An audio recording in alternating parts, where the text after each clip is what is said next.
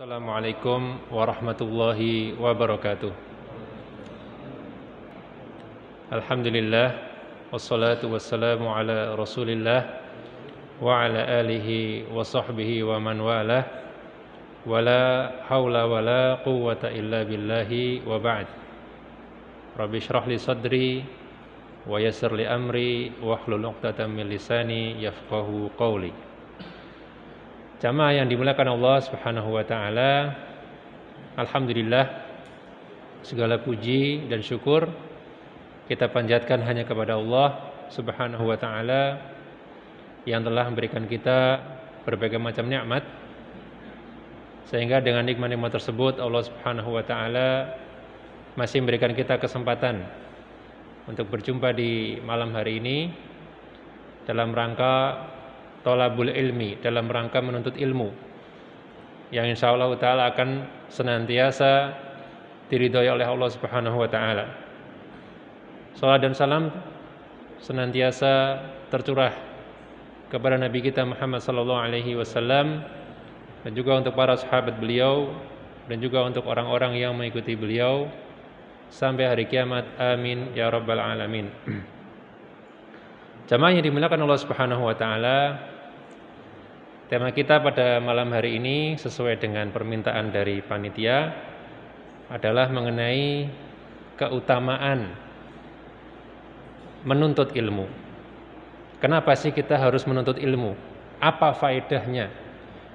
Ya, apa manfaat yang kita dapatkan dengan menuntut ilmu? Ya. Maka kalau saya ditanya seperti itu, kenapa sih Anda menuntut ilmu? Maka saya yang pertama kali saya jawab adalah karena menuntut ilmu merupakan kewajiban yang Allah tetapkan bagi kita melalui lisan Rasulullah SAW, di mana beliau SAW bersabda, "Thalabul ilmi fardhatun ala kulli muslimin." Menuntut ilmu itu wajib bagi setiap muslim. Ya, tanpa saya harus tahu keunggulan-keunggulan, manfaat-manfaatnya, tapi begitu Rasul mengatakan itu wajib, saya harus laksanakan. Itu jawaban yang paling pertama kalau saya ditanya, kenapa Anda menuntut ilmu? Ya karena memang diwajibkan dalam Islam. Ya, kata Nabi, fardhatun, artinya wajib. Ya. Terus kemudian kalau misalnya, loh kan saya sudah sekolah, SD, SMP, SMA, ya. Berarti sudah dong, ya. Maka ya kurang tepat. Karena yang dimaksud ilmu di sini adalah ilmu agama. Yang Nabi maksud wajib di sini adalah ilmu agama, bukan sekedar ilmu sembarang ilmu. Bukan ilmu matematika, bukan ilmu yang lain, tapi ilmu agama, ya. Maka kata Nabi sallallahu alaihi wasallam, fardhatun ala kulli muslim, wajib bagi setiap muslim, berarti wajib ain. Ya, kan kita ada tahu ada dua, ya. Ada wajib ain, ada wajib kifayah. Ya. Nah, kalau wajib ain berarti semua harus melakukannya. Kalau wajib kifayah berarti sebagian saja sudah cukup mewakili. Itu fardu kifayah. Nah, menuntut ilmu ternyata fardu ain, ternyata wajib ain. Berarti setiap orang itu wajib mencari ilmu agama dari manapun caranya, bagaimanapun caranya. Ya. Entah itu dia ngaji di masjid, entah itu mungkin dia sekolah agama, entah itu di sekolahnya dia ada pelajaran agama, tapi harus senantiasa belajar sampai nanti kita dipanggil Allah Subhanahu wa taala, itu akan terus, kewajiban itu terus ada, ya. Dan tidak semua ilmu agama itu fardu ain. Ya, yang fardu ain itu hanyalah ilmu-ilmu yang memang diperlukan dalam kehidupan kita sehari-hari, ilmu dasar. Contohnya akidah dasar, ya, tentang iman kepada Allah, iman kepada malaikat, iman kepada Rasul, iman kepada kitab-kitab, iman kepada hari akhirat, dan iman kepada takdir, qadar dan qadar. Itu perlu dipelajari, wajib, ya, wajib dipelajari. Kemudian juga fikih-fikih dasar, ya, ibadah, contohnya cara wudhu yang benar, cara sholat yang benar. Memangnya kita sudah yakin sholat kita benar? Belum tentu. Nanti kalau kita baca-baca ternyata hadisnya seperti ini, ternyata dalilnya seperti ini. Kadang kita baru tahu setelah kita baca. Karena apa? Karena kita sekarang ini banyak di antara kita yang sholat, wudhu itu nggak betul-betul belajar banget, tapi ya lihat orang wudhu seperti itu ya kita ikuti. Orang sholat seperti itu kita ikuti, kan dari kecil seperti itu ya. Kita sholat itu sekedar mengikuti. Al-Fatihah saja kita nggak pernah belajar, betul-betul belajar huruf-hurufnya, makhrajnya, dan lain sebagainya. Kita dengar imam, kita tirukan imam. Kan seperti itu, dari kecil seperti itu.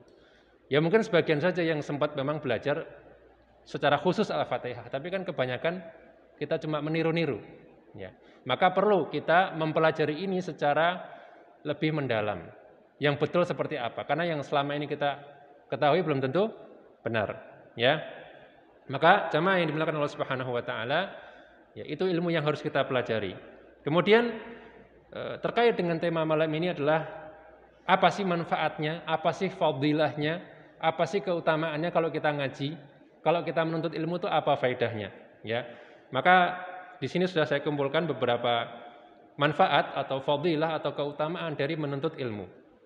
Yang pertama, dengan kita menuntut ilmu, maka Allah Subhanahu wa taala akan memudahkan jalan kita menuju surga. Ya, akan dimudahkan. Siapa yang enggak mau ke surga? Ya, Allah mudahkan dengan menuntut ilmu. Kata Nabi sallallahu alaihi wasallam, "Man salaka thariqan yaltamisu fihi ilma, sahhalallahu lahu bihi thariqan ilal jannah." Barang siapa yang menempuh suatu jalan untuk menuntut ilmu agama, maka Allah akan mudahkan jalannya menuju surga. Ya.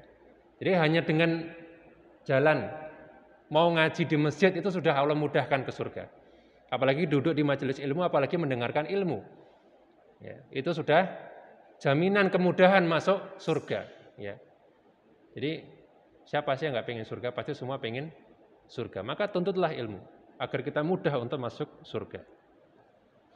Yang kedua, dengan kita menuntut ilmu, kita telah mendapatkan warisan para nabi alaihimussalam. Ya, jadi nabi itu juga mewariskan. Tapi warisannya apa? Warisannya ilmu. Kata Nabi sallallahu alaihi wasallam, ya, al-ulama'u warathatul anbiya. Para ulama, para alim ulama itu pewarisnya para nabi. Wa innal anbiya'a lam yuwarithu dinaran wala dirhaman. Tapi para nabi itu tidaklah mewariskan dinar ataupun dirham, tidak mewariskan duit. Yang mereka wariskan, kata beliau, walakin warrathul ilma. Yang mereka wariskan itu cuma ilmu. Karena tidak semua nabi kaya. Nabi Sulaiman juga kaya, tapi warisannya ke siapa? Ya, enggak ada. Yang mewarisi adalah para ulama dan yang diwariskan adalah ilmunya. Ya, faman akhadahu akhadha bihadzin wafir. Maka siapa yang mengambil warisan tersebut berupa warisan ilmu, maka dia telah mengambil bagian warisan yang sangat banyak. Ya, ada sebuah kisah yang unik di zaman sahabat radhiyallahu anhum. Suatu ketika sahabat Abu Hurairah, beliau melihat ini kok masjid sepi ya. Giliran beliau ke pasar, oh kok rame ya? Ramean di pasar daripada di masjid. Di masjid ya ada beberapa orang ngaji gitu ya, belajar gitu. Kemudian beliau akhirnya ke pasar, kemudian mengatakan kepada orang yang di pasar, ya, kenapa kalian di sini? Kenapa kalian nggak ikut ya di masjid? Sedang ada pembagian warisan. Begitu tahu ada pembagian warisan, mereka semua ke masjid. Begitu sampai masjid loh, kok isinya cuma orang-orang lagi ngaji, ya. Maka mereka balik ke pasar, protes ke Abu Hurairah. Mana katanya bagi-bagi warisan? Maka kata Abu Hurairah, yaitu ilmu yang dipelajari di masjid itulah warisan Nabi kalian. Tapi nggak ada yang mau ngambil. Ya. Itu bagaimana Abu Hurairah menyadarkan orang-orang yang di pasar tentang hakikat warisan itu sebenarnya bukan, yang berharga itu bukan uang, tapi ilmu. Carilah di masjid, carilah di majelis-majelis ilmu. Siapa yang ngambil, dia telah mendapatkan bagian yang banyak. Ya, kata Nabi SAW. Itu yang kedua. Ya, dengan kita menuntut ilmu kita dapat warisan Nabi. Yang ketiga, fadilah menuntut ilmu adalah ya, dengan menuntut ilmu dan mengajarkannya, maka kita akan mendapatkan pahala yang tidak pernah terputus walaupun kita sudah mati. Ya, kata Nabi sallallahu alaihi wasallam, "Idza matal insanu," ketika seorang insan meninggal, "inqata 'amaluhu illa min thalathin," maka semua amalnya itu akan terputus, tidak akan bersambung lagi ke dirinya, tidak akan bermanfaat lagi, sudah enggak bisa beramal lagi. Ya, kecuali 3 hal ya yang akan terus bersambung. Yang pertama shadaqatin jariyatin. Yang pertama adalah sedekah jariyah. Ada masjid butuh bantuan ngeramik masjid. Ya. Dia mau nyumbang nih, saya nyumbang keramik untuk semua keramiknya masjid. Maka setiap orang yang bersujud salat di dalamnya, di keramik yang dia sumbang itu, selama dia ikhlas nyumbangnya untuk Allah, maka itu akan mengalir pahalanya. Setiap salat 1 pahala dia dapat pahala. 10 orang salat dia dapat 10 pahala. 100 orang salat dapat 100 pahala. Kali berapa hari, kali berapa tahun, sampai dia meninggal, ngalir terus. Itu sedekah jariyah. Ya. Maka jangan disia-siakan kalau ada donasi-donasi, ya itu. Manfaatkan donasi, terutama donasi pesantren, ya, donasi masjid. Sama donasi pesantren juga sama, orang kalau ngaji di situ, belajar agama di situ kan dapat pahala. Kita juga sebagai yang nyumbang dapat pahala. Itu yang pertama. Yang kedua, au ilmin yuntafa'u bihi. Yang kedua yang akan terus-menerus ada, tidak terputus adalah ilmu yang bermanfaat. Ilmu yang dimanfaatkan orang. Jadi kayak misalnya kita nih nasihatin teman ada yang keliru, kita nasihatin, kita kasih ilmu. Kemudian dia amalkan ilmu tersebut, maka itu pahala setiap dia mengamalkan ilmunya yang kita berikan itu akan sampai ke kita terus-menerus. Selama dia mengamalkannya akan terus mengalir. Makanya saya sering ingatkan kepada terutama kepada bapak-bapak, ya, jangan jangan sia-siakan kesempatan mengajari anaknya Al-Fatihah. Ya, apalagi yang belum menikah, ya, mungkin ada yang belum menikah juga. Siapkan belajar Al-Fatihah yang benar untuk diajarkan kepada anak Anda nanti. Karena apa? Karena kalau anak itu diajari oleh kita Al-Fatihah, dia akan baca Al-Fatihah itu minimal 17 kali sehari. Kali seumur hidupnya. Bayangkan betapa besar pahala yang kita dapatkan hanya dengan mengajari anak kita Al-Fatihah. Ya. Makanya belajar Al-Fatihah juga jangan cuma dari dengar-dengar, kita betul-betul belajar. Ya. Saya nggak tahu di sini ada majelis tahsin atau tidak, ya. Kalau ada bagus sekali. Belajar Bismillah, makhrajnya benar sampai selesai gitu, ya. Jadi khoknya ainnya kebaca benar, kemudian tasdidnya juga benar, semuanya benar, sehingga nanti diajarkan ke anak itu akan bermanfaat sampai anak itu meninggal. Kebayangkan berapa besar pahala yang kita dapatkan, ya. Au waladin sholihin yad'u lahu. Yang ketiga adalah yang tidak akan putus adalah anak soleh yang mendoakan orang tuanya. Kalau kita punya anak, kita didik dia dengan baik. Kalau dia menjadi soleh dengan perantara kita, maka itu ketika dia mendoakan pasti sampai. Ketika dia memohonkan ampun akan sampai. Bahkan menaikkan derajat kita nanti di surga. Anak kita memohonkan ampun untuk kita, ya. Jadi itulah keutamaan ilmu kalau kita ajarkan kepada orang lain. Kemudian keutamaan yang keempat. Keutamaan yang keempat, dengan menuntut ilmu kita akan dinaikkan derajatnya di sisi Allah Subhanahu wa taala. Ya. Kata Allah Subhanahu wa taala dalam Al-Qur'an, yarfa'illahu alladhina amanu minkum walladhina utul ilma darajat. Allah Subhanahu wa taala akan mengangkat derajat orang yang berilmu, orang yang beriman dan berilmu beberapa derajat. Ya, dan derajat ini bukan hanya di akhirat tapi juga di dunia. Ya. Orang yang berilmu dia akan dihormati. Ya. Kita nggak usah ngomong ilmu agama lah, ilmu dunia sajalah. Seorang insinyur, seorang arsitek, seorang yang berpendidikan tinggi itu pasti dihormati. Itu baru ilmu dunia. Ya. Ilmu agama juga sama seorang syekh, ulama. Ya. Mereka akan awet. Ya, kita tahu dulu di buku-buku yang mungkin ada di perpustakaan. Imam Nawawi misalnya. Dari tahun beliau hidup tahun 500-an Hijriah, ya, 400-an Hijriah sampai sekarang, ya, namanya terus terkenal, ya, Imam Nawawi, Imam Syafi'i. Ya, mereka lah orang-orang yang senantiasa tinggi derajatnya. Karena apa? Karena ilmu. Ya. Maka Allah tinggikan derajat mereka di dunia dan di akhirat nanti. Di akhirat mereka akan berada di tingkatan yang sangat tinggi.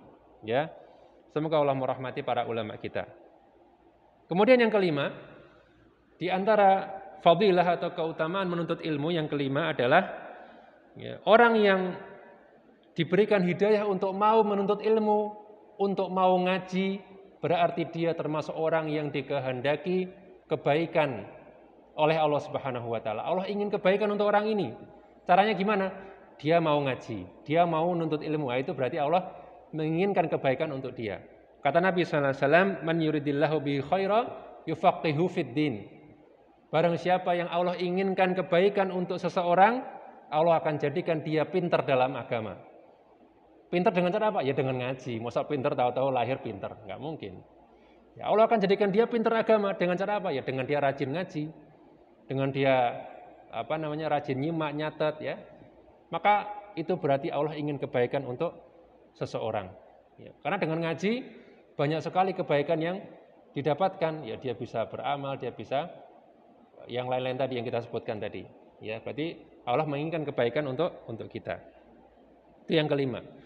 Kemudian yang keenam, di antara faedah atau keutamaan menuntut ilmu, keutamaan ngaji adalah dengan ngaji, dengan menuntut ilmu kita menambah rasa takut kita kepada Allah Subhanahu wa taala. Kata Allah Subhanahu wa taala, "Innama yakhsyallaha min ibadihil ulama." Sungguhnya orang yang takut kepada Allah hanyalah mereka orang-orang yang berilmu. Kenapa? Kalau orang berilmu, dia tahu keagungan Allah Subhanahu wa taala. Dia tahu kalau dia mau maksiat, yang saya maksiat ini maha agung. Dia langsung takut. Ya. Dia mau ngapain? Dia tahu ini dosanya besar. Enggak jadi. Ya. Maka orang yang paling takut kepada Allah itu orang yang punya ilmu. Ya. Maka ilmu itu akan menjaga kita dari maksiat. Akan membuat kita taat kepada Allah. Kalau kita betul-betul ya mengamalkan ilmu kita tentunya. Ya. Kita tahu betapa besar dosanya orang yang meninggalkan sholat. Kata Nabi SAW, "Al-ahdu bainana wa bainahum as-sholah." Yang membedakan kita dengan orang kafir hanyalah sholat. Faman tarakaha faqad kafar. Siapa yang meninggalkan sholat, dia telah kafir. Coba, kalau tahu seperti itu, berani nggak ninggalin sholat? Kalau saya nggak berani. Udah diancam kafir kok sama Nabi. Ya kan? Kalau meninggalkan sholat kafir kata Nabi. Ngeri kan? Nah, dengan berilmu kita takut kepada Allah.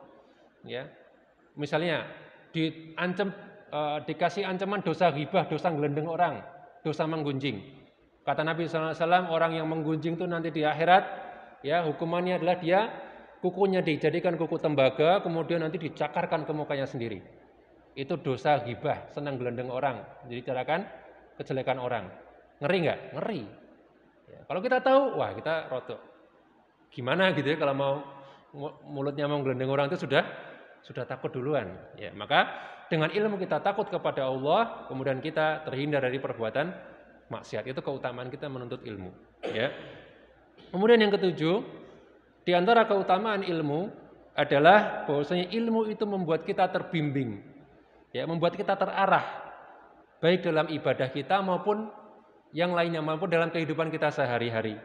Ya, kita tahu bahwasanya namanya ibadah itu pasti butuh ilmu. Gimana sih cara takbiratul ihram di segini ataukah segini, ya kan? Kemudian sedekapnya di sini atau di sini. Itu ada ilmunya, ada hadisnya, ya.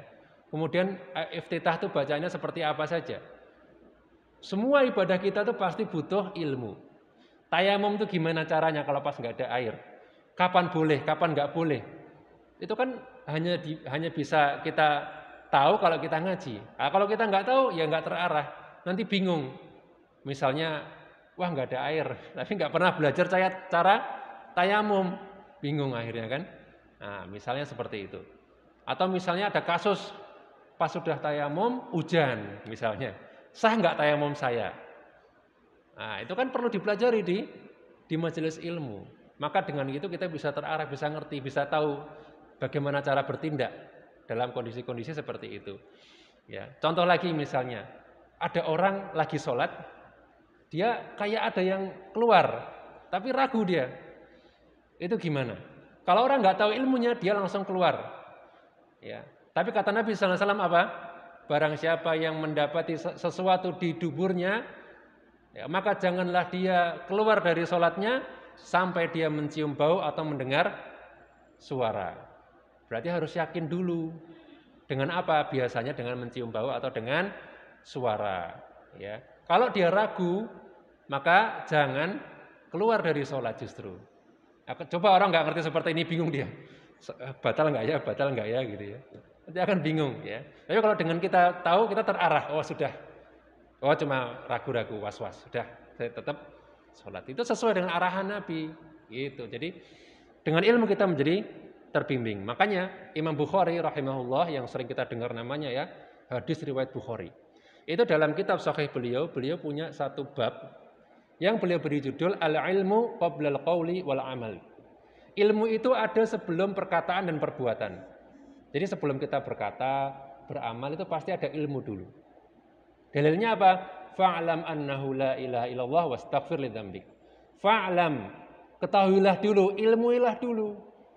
Bahwasanya la ilaha illallah, tidak ada sembahan selain Allah, ya, tidak sembahan yang benar kecuali Allah, kemudian istighfarlah. Ya, berarti kan kita suruh berilmu dulu baru beramal, ya. Maka kita harus kembali lagi untuk beramal, untuk bermuamalah dalam kehidupan sehari-hari kita selalu butuh dengan ilmu, ya. Kalau kita ibadahnya nggak sesuai ilmu nggak diterima nanti. Kata Nabi SAW, man amila amalan laisa alaihi amruna fahuwa raddun. Siapa yang amalannya, yang beramal tidak sesuai dengan apa yang kami ajarkan, ya, maka dia tertolak ibadahnya, ya. Hati-hati, maka kita harus berilmu supaya bisa tertuntun dalam setiap ibadah kita. Kemudian yang kedelapan, di antara faedah atau manfaat menuntut ilmu adalah ilmu akan menjauhkan kita dari kesesatan. Ya. Kita tahu nih, zaman sekarang banyak sekali aliran sesat. Ya. Kenapa? Sebabnya apa? Ya mereka itu orang-orang bodoh yang nggak pernah belajar. Baru dikasih iming-iming sedikit, wah langsung jadi pengantin. Wah, pasang rompi bom dar. Karena apa? Orang-orang seperti itu nggak pernah ngaji. Mereka cuma dikasih 1-2 dalil, waduh ini jihad, bla bla.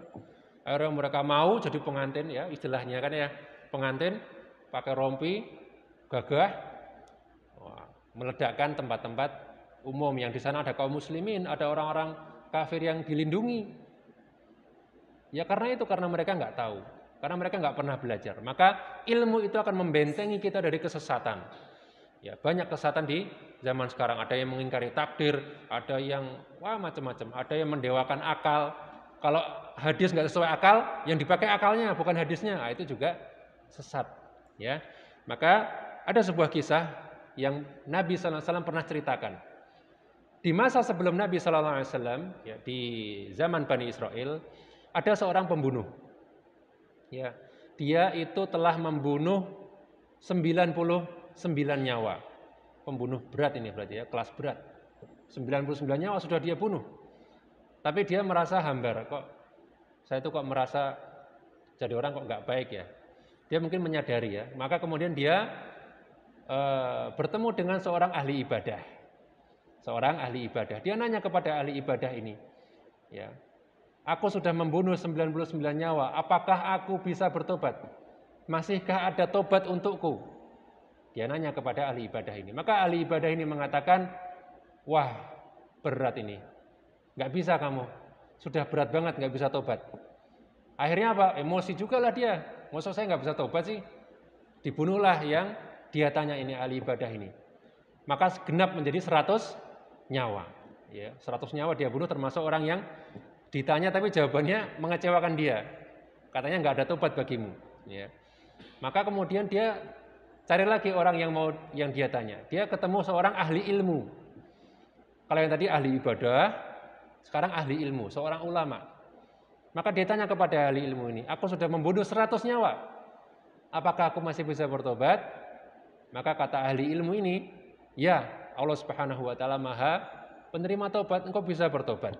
Ya. Tapi tempat tinggalmu yang sekarang ini adalah tempat yang selalu mendorongmu untuk membunuh. Enggak kondusif lah, enggak pas buat kamu kalau mau bertobat tapi masih di sini tuh enggak pas. Kamu harus hijrah dari tempatmu yang sekarang. Kalau enggak kamu akan tetap membunuh. Oke, kata dia, Oke, saya mau hijrah. Ternyata dia hijrah, belum sampai dia di tempat tujuan hijrahnya, yang mana isinya itu adalah tempat tujuan itu orang-orang baik, orang-orang yang soleh. Kan namanya hijrah itu kan menuju lingkungan yang lebih baik, yang akan memotivasi dia untuk berbuat baik. Belum sampai, itu ternyata sudah mati di tengah jalan. Maka dua malaikat turun, ya, yang satu malaikat rahmat, yang satu malaikat azab. Ya, kita tahu bahwasanya dalam Islam kalau orang meninggal itu yang ngambil itu di antara dua malaikat itu. Kalau dia adalah orang yang jahat, kafir, yang ngambil malaikat azab, diambil dengan keras, ya, dengan kasar. Tapi kalau yang meninggal itu orang mukmin, yang turun adalah malaikat rahmat. Nah, untuk yang penjahat ini, mantan penjahat, yang turun dua. Ya, yang satu ya karena dia sudah bertobat, yang satu karena dia ini penjahat belum sampai ke tempatnya. Maka mereka berselisih, siapa yang berhak mencabut atau membawa nyawanya, membawa ruhnya. Maka kemudian turunlah malaikat satu lagi yang memberi penengah, menjadi penengah, ya. Oke, kita ukur saja jaraknya. Mana yang lebih dekat antara tempat dia yang lama atau tempat tujuan dia? Ternyata lebih dekat ke tempat tujuan dia. Berarti dia serius dalam berhijrah. Ya, sudah dekat di tempat dia mau hijrah, ya. Maka yang kemudian dia diambil oleh malaikat rahmat, ya, dia diampuni oleh Allah Subhanahu wa taala. Maka yang menjadi ibrah atau menjadi pelajaran dalam kisah ini adalah bahwa ya kalau yang enggak berilmu itu jawabnya bisa menyesatkan. Masa sih orang mau bertobat kok malah dibilang tidak ada tobat bagimu, kan salah ya. Orang itu kan harusnya diberi motivasi untuk bertobat. La taqnatu min rahmatillah, kata Allah. Jangan kamu putus asa dari rahmat Allah. Kamu berdosa 1000 kali pun kalau kamu di kali ke-1000 itu bertobat, pasti Allah ampuni. Ya, maka Allah katakan la taqnatu min rahmatillah. Jangan putus asa dari rahmat Allah, dari ampunan Allah, jangan putus asa. Allah melarang malahan orang yang putus asa dari rahmat Allah sehingga dia malah jadi enggak jadi tobat. Ya. Ini bedanya antara orang berilmu dengan sekedar ahli ibadah. Ya, makanya menunjukkan keutamaan ahli ilmu. Oleh sebab itu Nabi sallallahu alaihi wasallam mengatakan, "Fadlul ilmi khairan min fadlil ibadah."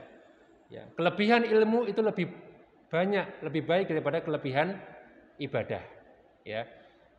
Melimpah dalam ilmu lebih baik daripada melimpah dalam ibadah. Kata Nabi sallallahu alaihi wasallam, hadis riwayat Tabrani dan statusnya hasan, ya. Itu yang ke-8. Yang ke-9 di antara faedah kita menuntut ilmu adalah dengan menuntut ilmu kita diliputi oleh ketenangan. Ya, kita akan diliputi rahmat dari Allah Subhanahu wa taala. Sebagaimana yang terdapat dalam sebuah hadis, Nabi sallallahu alaihi wasallam mengatakan, "Majtama'a qaumun fi baitin min buyutillah yatluna kitaballah wa yatadarrasunahu bainahum illa nazalat 'alaihimus sakinah." Tidaklah ada suatu kaum, sekelompok orang yang mereka berkumpul di rumah-rumah, di salah satu rumah Allah, di masjid. Ya seperti bapak-bapak ini sekalian, ya. Suatu kaum yang berkumpul di salah satu masjid di antara masjid-masjid Allah, ya. Yatluna kitaballah, membaca Al-Qur'an, membaca kitabullah. Ngaji, ya. Baik ngaji itu ngaji Quran, ngaji beneran atau ngaji seperti ini, ya. Wa yatadarrasunahu bainahum, dan mempelajarinya. Jadi kita baca Al-Qur'an, membacakan ayat, membacakan hadis untuk kita pelajari. Ya, illa nazalat 'alaihimus sakinah. Kecuali akan turun kepada mereka sakinah. Apa itu sakinah? Ketenangan, ya. Kita lihat orang-orang yang mencari ketenangan misalnya di diskotik atau dengan minum, ya. Itu sebenarnya tidak memberikan ketenangan. Justru ketenangan itu ada pada majelis ilmu, ya. Saking tenangnya tidur. Enggak ya, bercanda. Maksudnya adalah memang betul Allah berikan ketenangan, maksudnya ketenangan batin. Ketenangan batin itu sesuatu yang sulit kita gambarkan, ya. Namanya tenang ya tenang gitu ya, tidak bisa kita gambarkan seperti apa tenang gitu ya. Jadi Allah akan berikan ketenangan. Allah akan berikan ketenangan. Wa ghasyiyatuhumur rahmah, dan Allah akan taburkan, tuangkan, limpahkan rahmatnya di antara kaum tersebut, orang-orang tersebut, ya.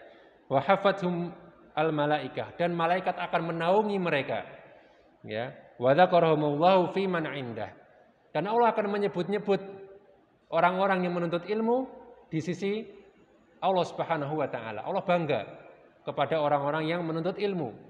Dia akan sebut, ya, si fulan, aku bangga akan orang ini. Allah sebutkan di hadapan para malaikat, si fulan dia ngaji, si ini dia ngaji. Allah akan sebut-sebut nama kita yang ya hadir di majelis ilmu, ya. Jadi Allah akan berikan ketenangan, berikan rahmat, malaikat juga akan menaungi kita, ya. Yang ke-9. Kemudian yang ke-10 di antara fadilah atau keutamaan dari menuntut ilmu adalah seorang penuntut ilmu dia akan dimintakan ampun, akan diistighfarkan oleh seluruh makhluk yang ada di bumi ini, termasuk hewan-hewan. Ya, oh hewan bisa minta ampun ya bisa. Hewan saja bertasbih. Cuma kita nggak tahu tasbih mereka seperti apa. Kalau kita kan subhanallah. Ya. Kalau tasbihnya kodok ya korek. Ya, tapi mungkin maksudnya kita nggak ngerti, tapi itulah tasbih mereka gitu ya. Tasbihnya tumbuhan juga ada, tapi kita nggak tahu tasbih mereka. Nah, mereka juga memintakan ampun untuk kita. Kalau kita menuntut ilmu, ya. Kata Nabi sallallahu alaihi wasallam, "Innal malaikata la tadau ajnihataha li talibil ilmi." Sungguhnya para malaikat itu ya menurunkan sayapnya, mengingkupkan kalau istilah Jawanya itu apa ya? Meletakkan sayapnya gitu ya untuk para penuntut ilmu. Ya, ridwan bima yasna'u. Dalam rangka mereka suka, mereka ridho dengan apa yang dilakukan oleh para penuntut ilmu yang ngaji ini, ya. Wa innal 'alima la yastaghfiru lahu man fis samawati wa man fil ard. Dan sungguh orang yang berilmu dia akan dimintakan ampun oleh semua yang ada di langit dan di bumi. Berarti semua ya, semua yang di langit dan bumi akan memintakan ampun kepada orang yang berilmu. Ya, hattal hitan filma, sampai ikan-ikan yang ada di laut memintakan ampun untuk kita jika kita menuntut ilmu, jika kita berilmu. Kenapa kok bisa seperti itu ya? Kenapa sih kok bisa hewan-hewan memintakan ampun untuk para penuntut ilmu, untuk para ahli ilmu? Kenapa? Karena ya, orang-orang yang berilmu, orang-orang yang kemudian mengajarkan ilmunya, maka mereka akan berbuat baik kepada hewan-hewan. Ya, kan kita tahu tuh dalam Islam diajarkan bagaimana berbuat kepada hewan, bagaimana berbuat kasih sayang kepada hewan. Islam mengajarkan sampai detail, sampai hewan pun dalam Islam diajarkan untuk kita berkasih sayang dengan mereka. Ya, fa idza dzabhtum fa ahsinu dzibhah, kata Nabi sallallahu alaihi wasallam. Kalau kamu mau menyembelih hewan, maka sembelihlah dengan cara yang baik. Ya. Ya, wal yuhid syafratahu, dan hendaknya kamu tajamkan pisaumu. Ya. Kemudian apalagi? Jangan kamu perlihatkan sembelihanmu di depan temannya. Ya, kenapa? Karena kamu telah membunuhnya 2 kali. Yang pertama kamu perlihatkan sembelihan itu, yang kedua dia sembelih lagi. Mati 2 kali. Ya, kata Nabi sallallahu alaihi wasallam. Dan lain sebagainya. Banyak ya. Adab-adab dalam menyembelih saja itu ada dalam Islam. Makanya hewan itu senang dengan orang-orang yang mengajarkan ilmu. Kenapa? Karena dengan ilmu itu mereka diperlakukan dengan baik. Ya, kalau waktu kurban ya mereka dibiarkan tenang dulu, ya kan? Mereka tidak diperlihatkan teman yang disembelih. Mereka juga tidak diengek-engek karena ininya tumpul ya. Dan lain sebagainya. Mereka senang, ya. Maka Nabi juga mengatakan, wasyatu in rahimtaha rahimakallah. Kambing itu kalau kamu berlaku kasih sayang dengan dia, ya maka Allah akan mengasihimu. Loh, gimana cara kasih sayang dengan kambing? Ya dengan tadi memperlakukan dengan baik, ya.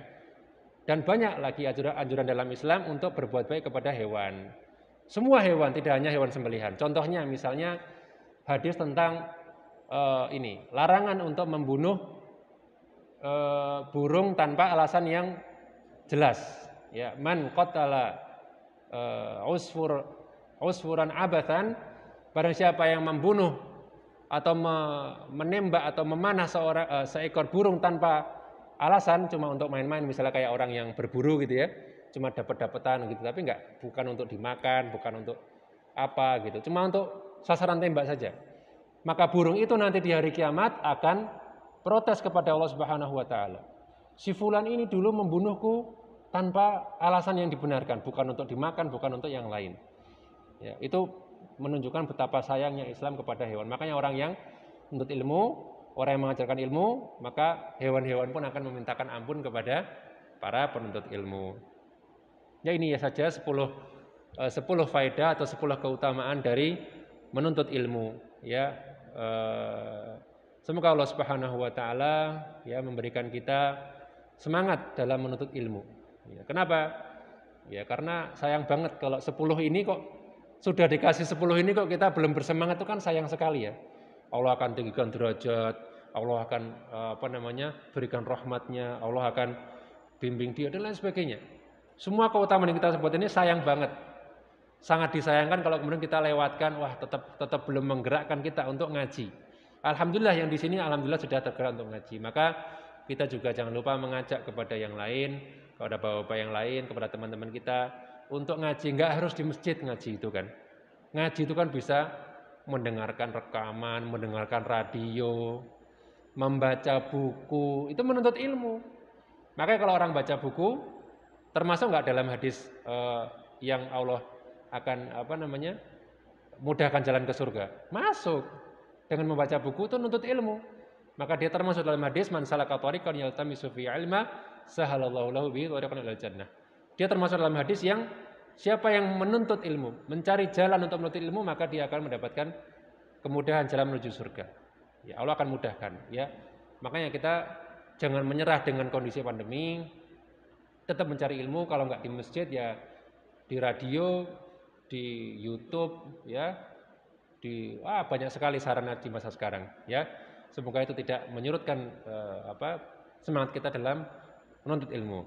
Baik, jamaah yang dimuliakan Allah Subhanahu wa taala, barangkali cukup karena kita sudah mau waktu Isya ya, kita bersiap-siap.